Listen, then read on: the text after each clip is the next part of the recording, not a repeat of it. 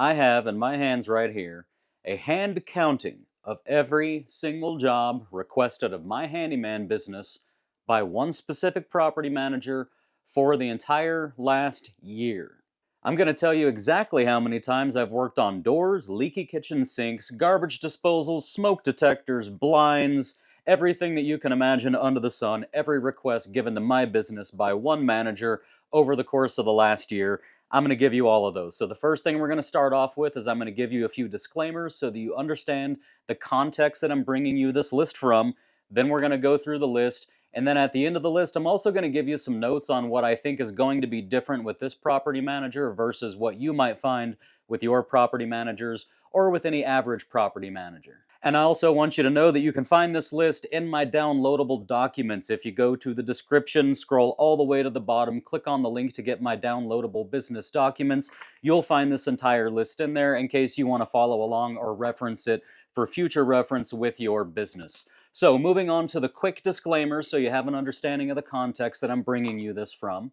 This is from one property manager at one property management company. That company has two other property managers, and I have another very large property management company that has 4 or 5 or sometimes even 6 property managers. And I have a handful of smaller property management companies. So this list is not all of the work my company received in the last year. It's all of the work my company received in the last year from this one manager from this one company. Also, this list does not include all the work I did for this one manager. This list is only all of the work that was requested of me by this one manager. A few of these items I may or may not have done, and more importantly, when I go to a lot of these jobs, I find more that's wrong and I let the property manager know, and I send an estimate and I get an approval and then I do the work. So I've done far more work for this manager than what's on this list. This is just a list of what this manager has requested of my company over the course of the last year. Now, I'll give you some more notes on this at the end, but I also want you to know that some of the low occurrence jobs on this list that you would think would be higher, some of them typically will be higher, and the reason that they're low occurrence is either because this property manager doesn't look for these items, doesn't write these items up, maybe he has another handyman that's a little cheaper than me that does some of the more low-skilled items, or they're not showing up with a very common occurrence because I've taken care of them over the last 3 or 4 years in such a way that they finally stopped coming back. And keep in mind that these quantities are per occurrence, per item, not per work order. So if one work order had, let's say, 3 leaky sinks, I'm not going to call that one leaky sink on one work order. I'm going to call that a quantity of 3. So this is the total number of tasks performed or at least requested of my company for the last year. And the very last thing that you should know is a lot of these jobs are going to group together. So you're going to get a lot of toilet jobs for some reason for a few months, and then all of a sudden you're going to be doing lots of drywall patches. I don't know why, but these are generally going to be grouping together in sections throughout the year. Number 1 at the top of the list is going to be doors. Believe it or not, my company received requests from this one property manager 72 different times to work on doors. Now, this might be security doors, screen doors, sliding screen doors, exterior French doors, interior doors, bypass doors, bifold doors, and all other manners of doors that you might find within a standard residential home. And the work that we've done to those doors is going to include hinges, mounting hardware, doorknobs, deadbolts, floor guides, latches, strike plates, weather stripping, etc. Guys, we do a lot of door work. That was number 1 on my list is doors. And the next 2 or 3 are all going to really be your bread and butter. So number 2 on the list is 42 sets of blinds. That's how many blinds were requested of my company to replace over the course of 1 year. Now, we've replaced far more than those 42. That's just how many were initially requested. And then, of course, we found more, submitted our estimates, got approvals, and did those as well.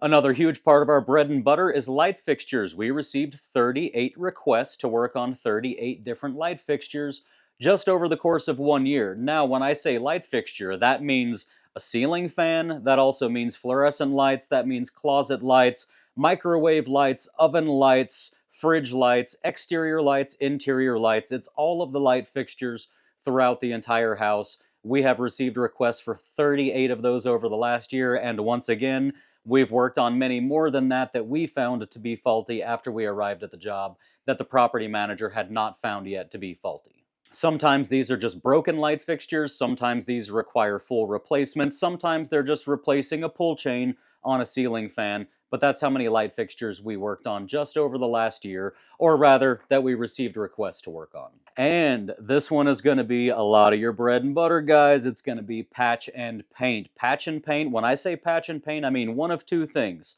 Number one, it means you have a vacant house and you've been requested to go through the entire house, pull all the hardware out of the walls, patch any little minor holes and stuff, and then go back and paint with matching paint all of the scuffs, all of the holes that you patched, anything at all that needs to be touched up, painted all around the house to make those walls look good for the next tenant. Number two, the other thing that I might mean when I say patch and paint is a specific patch and paint request. For example, maybe a bathroom ceiling that's all bubbled up and you need to scrape, texture, and paint over, or any other larger painting job, but this does not include any of the bigger drywall jobs. This is basically just focusing on the paint, and with that, the larger of the paint jobs. And a little tip for you, get good at matching paint. And of course, moving on to more of our bread and butter, we're going to do 26 toilets. That's how many times this property manager, just one property manager, assigned my company to work on a toilet. 26 different times in the last year. This is usually replacing fill valves and flappers. However, sometimes it's replacing the entire toilet. Sometimes it's replacing the seal between the tank and the bowl. Sometimes it's the caulking of the toilet. But 26 different times in 1 year we've been requested to work on toilets, and as always, we have worked on far more of them than that we found to be faulty after we arrived. Moving on to smoke detectors, 25 smoke detectors. Now, that is not a big number, believe it or not, but the reason that is not a big number is when I started working for this property manager, basically every single one of his properties had old expired smoke detectors, so we spent the last 3 to 4 years basically replacing all of the smoke detectors at all of his properties, as well as installing new smoke detectors on plenty of properties that didn't previously have them at all, which is a very bad thing. So now we finally reached a point where the only smoke detectors we're doing are the few properties that we haven't got into and done already in the last 3 or 4 years, or his newer onboarding properties, or the properties where just something goes wrong with the smoke detector sometimes and you just need to go replace one that is not yet expired.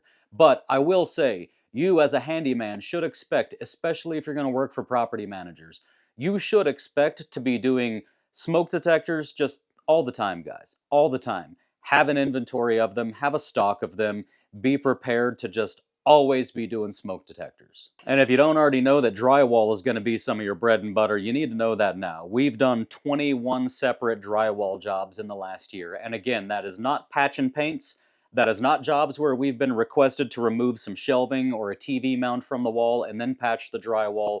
These are actual drywall repairs, whether that be upstairs bathrooms that leaked through the ceiling, or a roof leak that leaked through the ceiling, fist-sized holes in the walls, or plumbers opening up walls to work on plumbing behind a shower. These are all legitimate drywall repair jobs that have been requested of us in the last year. And a little tip for you on the drywall jobs is get fast at these. The faster you get, the more money you make. Your pricing can stay the same as you get quicker and quicker. Learn how to use hot mud, learn how to do these, learn how to get your texture down quickly, learn how to get good at paint matching, and get to where you can knock out drywall jobs insanely fast, because you're going to do a lot of them and they can be very good money. Moving on to switches and outlets, we have had 19 requests in the last year to work on switches and outlets. Some of the times they are physically broken and you can see that they're broken and you're just simply replacing them, but most of the time these are troubleshooting jobs. Little tip for you, you can charge quite a bit of money for electrical troubleshooting, because an electrician that you bring out to troubleshoot is always going to charge way more than the handyman will. So get good at your electrical troubleshooting, because we had 19 different requests just for switches and outlets that weren't working, that needed to be troubleshot over the course of the last year. And similarly, we've had 19 leaking or dripping fixtures. Now, I do also believe that this number is a little low. I think typically we would get more than 19 from just one property manager with the number of properties that this one has. But for the first 3 or 4 years, we did go and replace a lot of faucets for this property manager. Let me tell you what happens, guys, with a whole lot of these different things.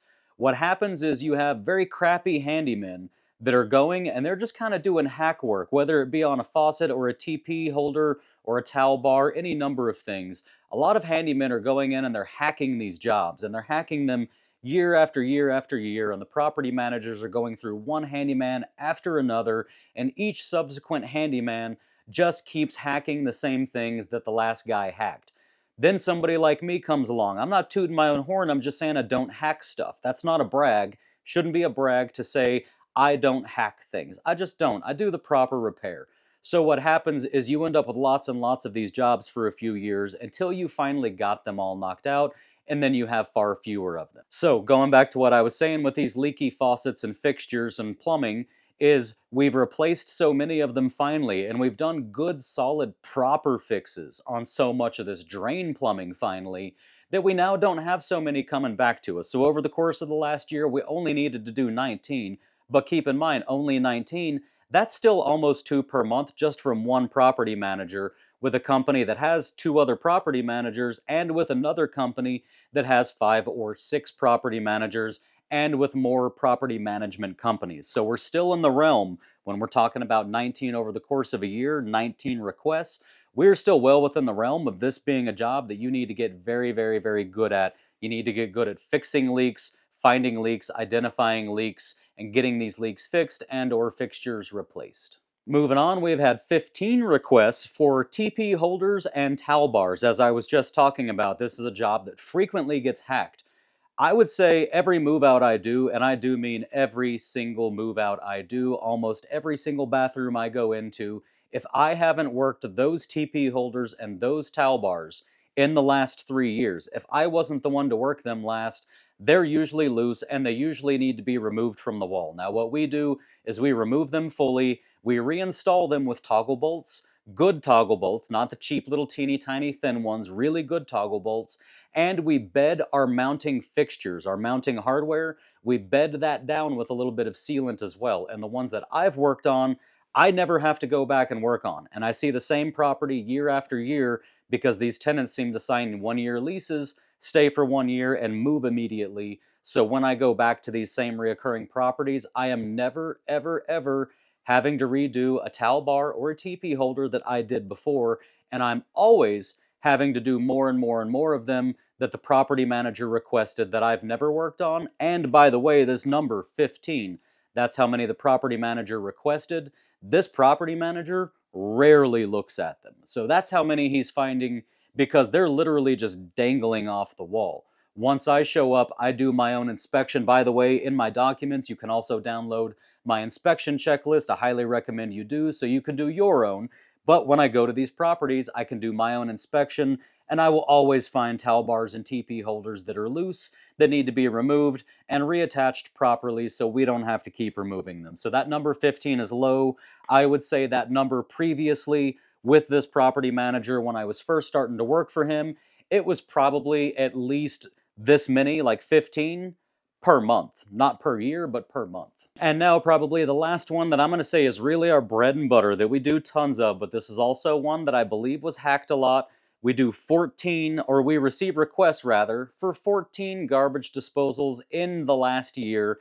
However, I do believe this was more like 14 per month just a few years ago with this property manager. And the reason for that is most handymen are going to go in with a bad garbage disposal. They're going to take their 1/4-inch wrench, they're going to break it free, and they're going to leave and call it good. And what they're not going to do that they should be doing is checking to see if this garbage disposal, number 1, has a weak motor, or number 2, has a lot of rust inside it. If it has a weak motor or a lot of rust, it's okay maybe that first time to just break it free, but then let that property manager know, hey, the motor felt pretty weak on this, or this garbage disposal is visually, I can see, is very old, and I think it's just rusted inside, or I actually saw some of the rust inside, but let your property manager know, hey, we might want to replace this, because they may just go ahead and give you authorization to replace it on site, right now in that moment, or at the very least the next time that garbage disposal gets bound up again because of the weak motor, or when it gets rusted up again, you're just going to know ahead of time, and you're going to have already discussed it with the property manager ahead of time, hey, next time I'm just going to replace that disposal. But like I said, unfortunately, the property managers aren't tracking these things, and they're usually going through one handyman after another, so what you end up with is the same garbage disposal, just getting a 1/4 inch wrench, breaking it free like once every 3 to 6 months for a few years before somebody finally says, hey, let's replace this thing. So if I were you, I would expect to be working on multiple garbage disposals per month if you're working for property managers. Next is going to be windows. This is going to cover glass replacement, locking mechanisms that don't lock anymore, and weather stripping. It's not super common. We do not work on a lot of windows. We've done 12 of them, or at least we've gotten 12 requests in the last year. Next on the list is screens. I have received 11 requests for screens, for either screens on windows or screens on sliding screen doors. However, this is another backlog job, and it's not like you're going to do tons and tons of them. But I think I did get quite a few done over the course of 3 or 4 years that had been needing to get done for a very long time. So we have had fewer of them this year than usual. However, this number 11, the 11 requests, maybe that would have been 25 or 30, a year ago, maybe 2 years ago.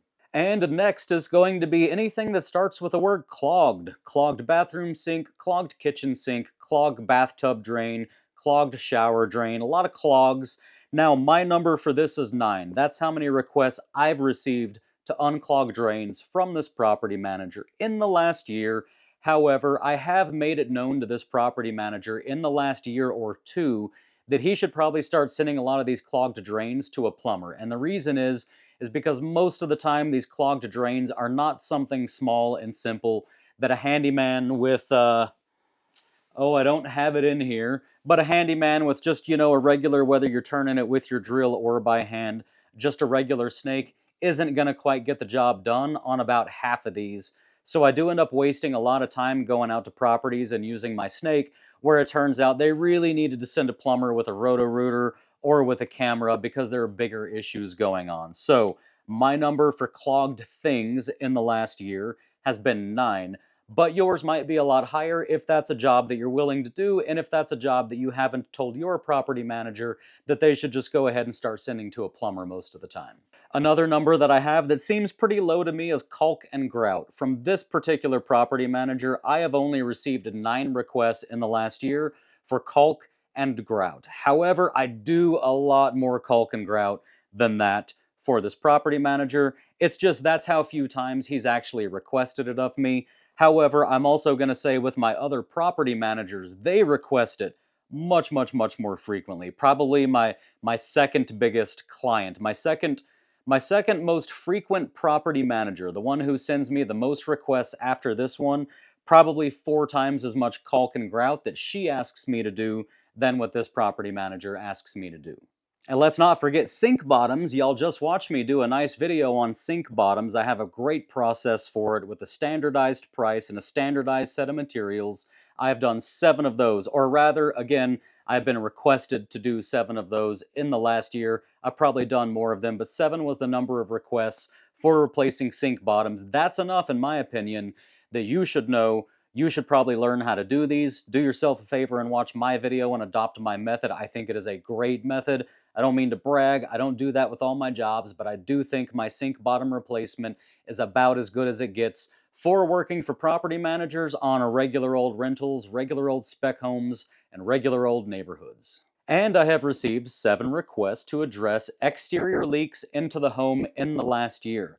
I will say this number is also usually higher, and the reason it's lower right now is because I told this property manager maybe not a full year ago, but almost a year ago, that we're not doing roof leaks anymore. In fact, we're not doing any work on any roofs anymore because the insurance for it just went a little bit too high and the number of requests we get for it is too low. And this property manager does have a roofing company that he sends out already for tons and tons of these roofing jobs. He was previously just sending me overflow when his roofers were too busy. So basically I just let him know, I said, hey, you know what? I'm not really getting enough requests for roofs. My insurance is it's like an extra $100 a month to keep that on my insurance. And I really don't need it on there because I'm only doing like 6 roofs per year for you. So do me a favor, just go ahead and send those to your roofers. And if in a pinch, if you have to send me one, go ahead. But the problem is it's not going to be insured under my insurance and I would prefer not to do it. But anyways, the 7 that I have, these are not roof leaks, most of them. I think one of them was a roof leak, and the other 6 were windows and doors, and mostly windows. So it's just water coming in from around the perimeter of the window, Here in Tucson, we have a lot of stucco, and a lot of times that stucco pulls back from the window, and you just end up with this nice open crack for the water to go right into. Now, another job that I think I did all the backlog on, so now we're just receiving fewer, is hose bibs. I probably used to do 2 or 3 hose bibs per month just for this one property manager. However, over the course of the last year, he's only requested 7 from us. So that's a really good number, and I think that's because there was just a big backlog. It was something that hadn't been addressed, at least not addressed well in the past, and I finally got them all caught up. So we've only had 7 requests for that in the last year, but you should get very good at them because I do a lot of them for my other property managers, and I used to do a lot of them for this property manager. I've also had 7 requests just to remove stuff, to remove shelving, baby gates, screws, whatever, you know, big old bolts, hardware on the ceiling, wherever, throughout the entire house, just random requests to remove stuff from all of my property managers, but from this specific property manager, 7 different requests just to remove things that shouldn't be mounted in the first place. And bathroom exhaust fans, I've received 6 requests from this property manager for bathroom exhaust fans in the last year, and once again, that number used to be a lot higher with this property manager. A lot of handyman don't actually get the problem fully fixed, and it recurs over and over, so I feel like I've caught up the backlog on that. But for this property manager, the number is 6 over the course of the last year. However, for my other property managers, for an average property manager, I would say expect 1 per month per manager. I've also fully built 6 new drawer boxes in the last year. So guys, y'all are going to get requests for drawer faces that have come off of the drawer box. And what every handyman seems to do is just glue and nail and staple and screw these faces back on, and they always come back off. Every time I get one, I pick the drawer up, I bring the box home, and I build a new box and then mount that original face to my new box. And every single time, the old box has 2 or 3 or 4 different types of glue and different types of hardware all jammed up into the front, where other handymen, instead of doing their job right, just hacked it. So this last year, I've had 6 from this property manager. I feel like maybe the average for that would have been 1 per month, although 6 is not super low, but every time I get one of these, it is one where a different handyman has hacked them, so don't hack them, and do expect to at least get a handful of them every year. For pressure washing requests, I've received 5 of those from this property manager in the last year. However, that number also used to be more. The 5 from this particular property manager is low because I let him know somewhere in the ballpark of about 9 months ago, they wanted me to go back and re-pressure wash a floor that I had already pressure washed and charged for. And they wanted me to go back and do that for free. And what I had to tell them, I had to point back to my estimate and say, hey, if you notice in my estimate, I told you that this is only going to get the surface grease and nothing more, and that I expected this floor to still remain looking dirty, even though all of the surface grease has been removed, because there was a lot of old paint and stain deep down in the cement on this one. So when I let him know that, his boss didn't like that, and his boss decided that they weren't going to send me pressure washing jobs unless I was going to guarantee that I was truly going to get the floor clean.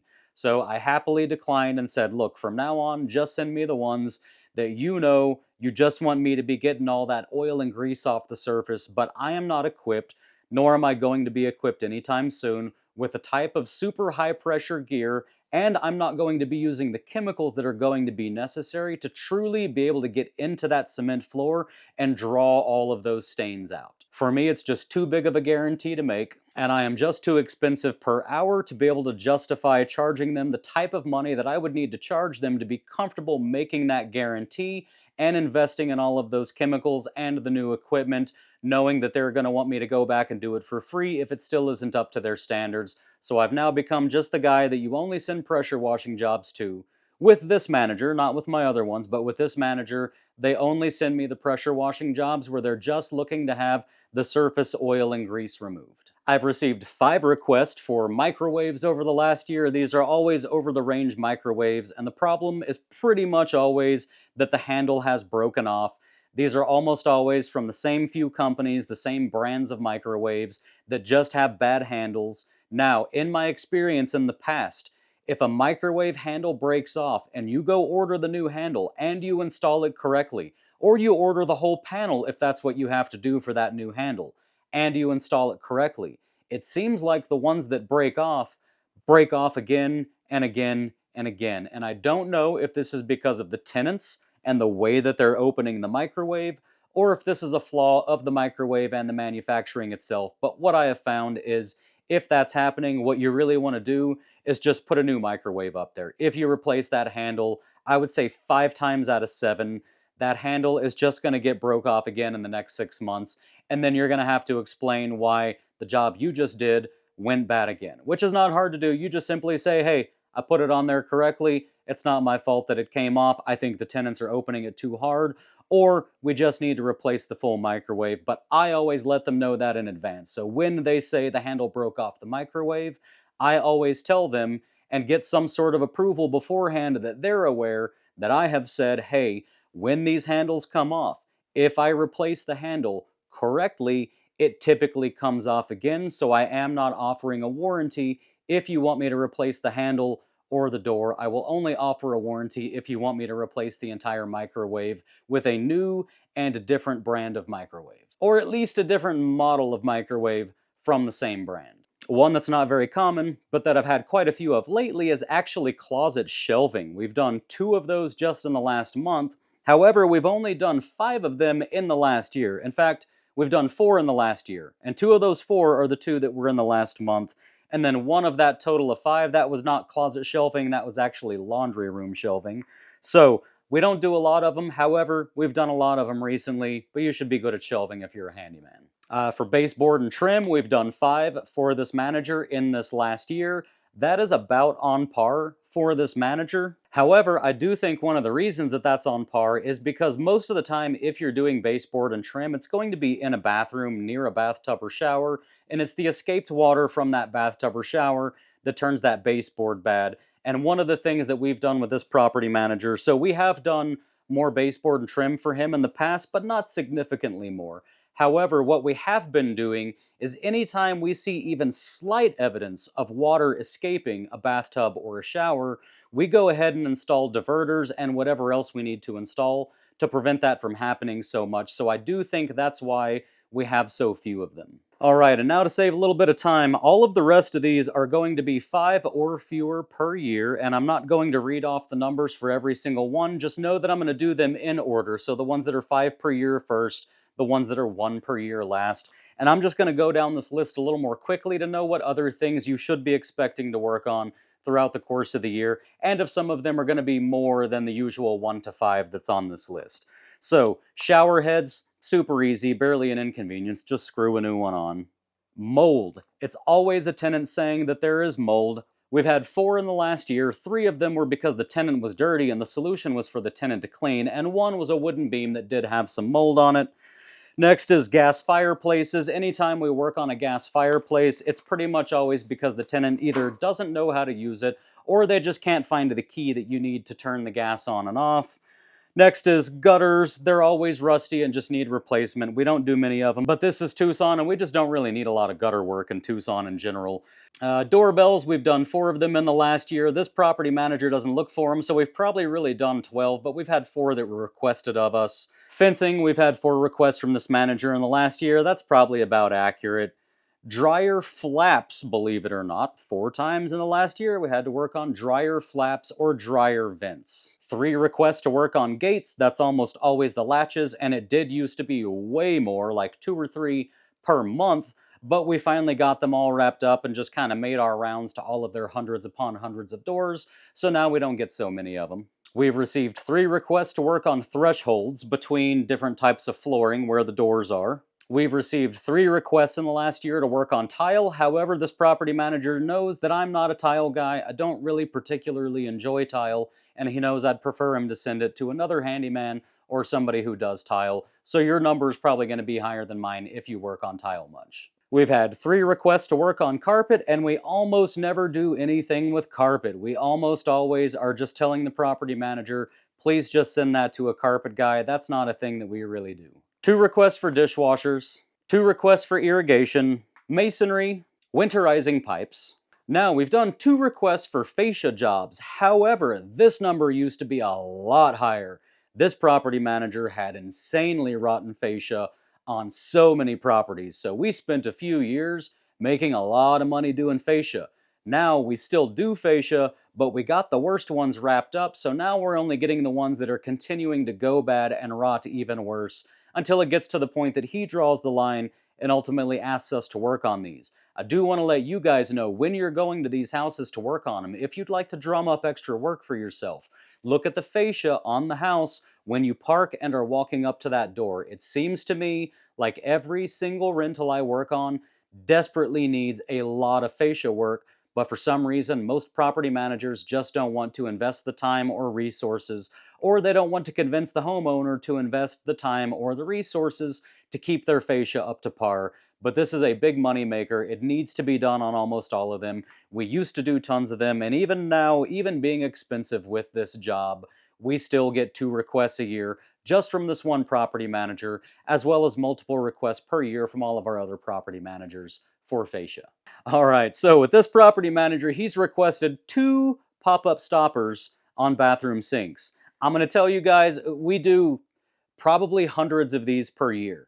These are such a bread and butter job, I don't know how to describe it. The problem is this property manager either doesn't look for them or he looks for them, but he doesn't write them up.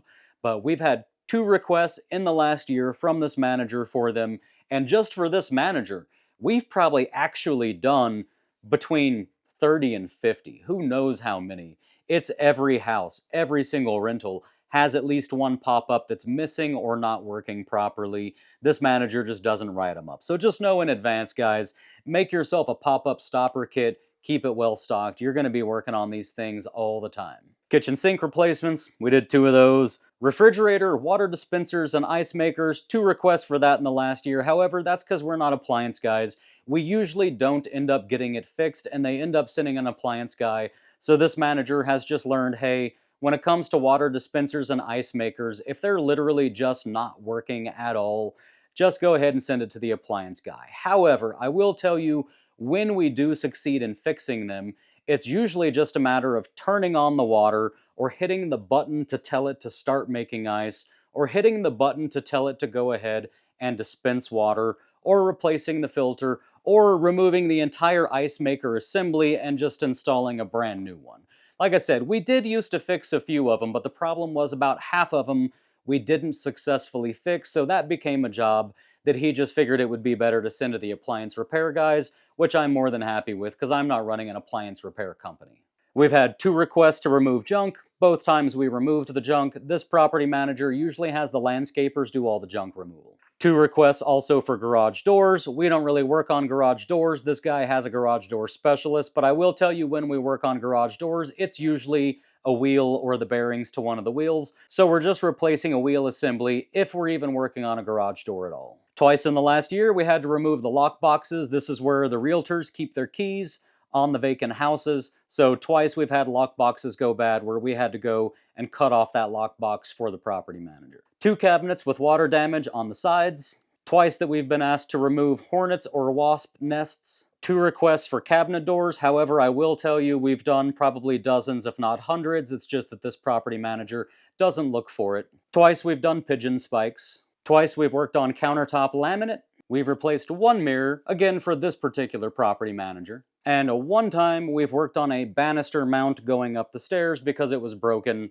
for this property manager. Now, 1 item that's not mentioned on this list at all with this property manager is door stops. And believe it or not, we probably do hundreds of these per year, but this manager just simply never writes them up. He just doesn't. So count on doing tons of door stops, but they're not on this list because this is an accurate list of what requests this property manager made to me over the last year. And then the next thing I want to talk about is a lot of things that didn't make it on this list because they're too simple, too common, and they're just going to sort of be second nature for you to have to deal with all the time. And those items are going to be outlet covers, switch plates, air filters, shower rods, and bulbs.